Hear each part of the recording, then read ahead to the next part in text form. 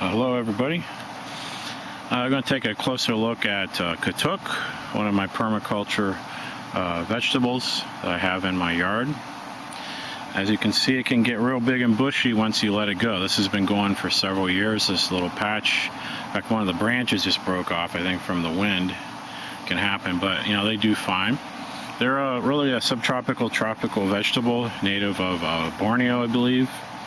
So they do good in partial shade. You know, they can have more sun than that, but partial shade seems to be good. I have them right under this tree, and they've been doing good.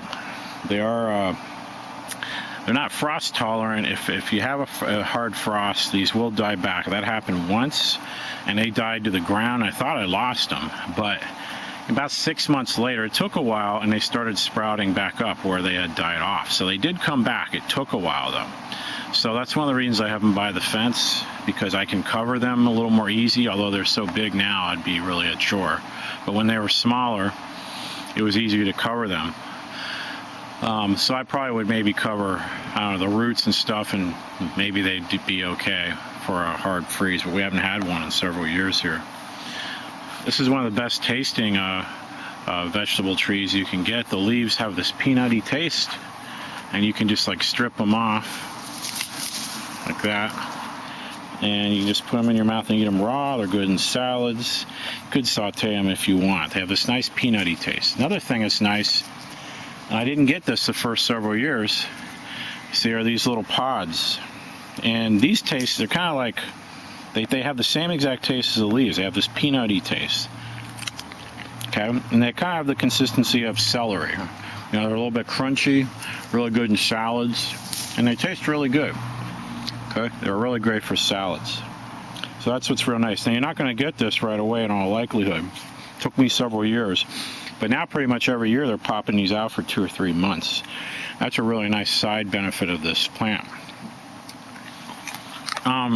You are able to grow this from cuttings. I've been experimenting with that. I haven't had luck yet. I'm going to try again next summer.